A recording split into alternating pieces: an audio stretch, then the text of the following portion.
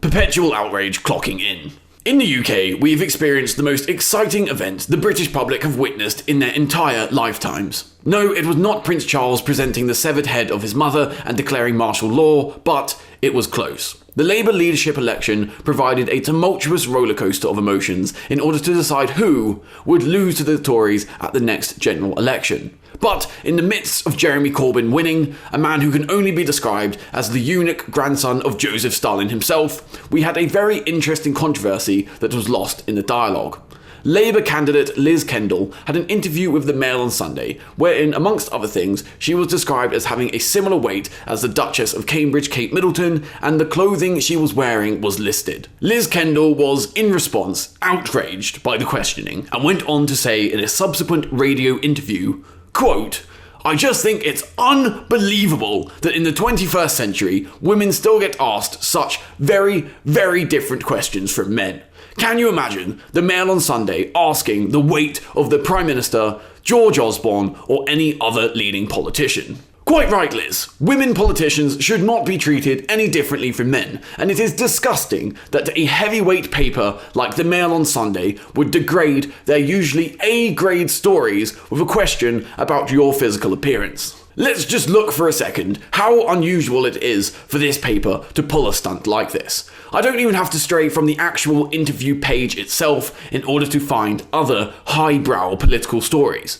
Kendall Jenner takes the catwalk by storm in a sheer white romper at Diane von Furstenberg's star-studded NYFW show. And how about "Hugh's looking at you"?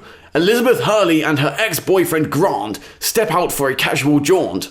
But the actor can't take his eyes off a pretty shorts-clad young woman. If only they had treated Liz Kendall with the same respect. But to be fair to her, she is right. Never would the Daily Mail conduct such an interview with a male politician, such as one of the two people she herself quoted, David Cameron or George Osborne.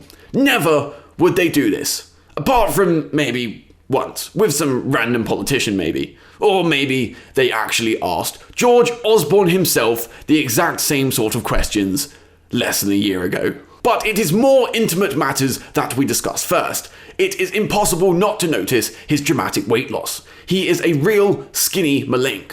"Am I?" he says, modestly patting his slim waistline.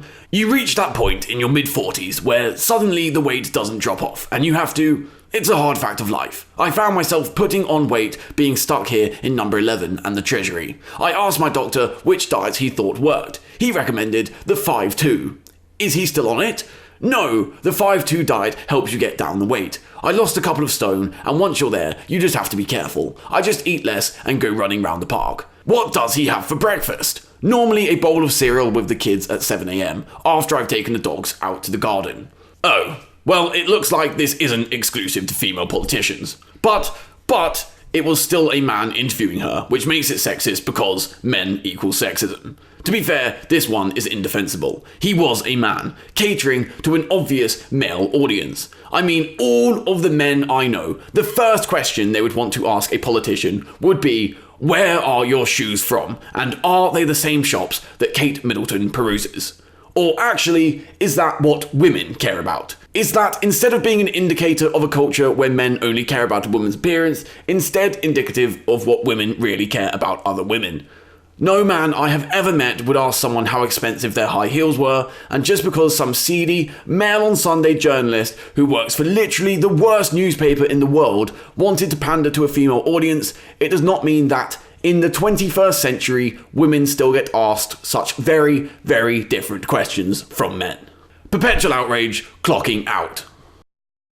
That's the problem. They're too busy hating women. Racial categories are already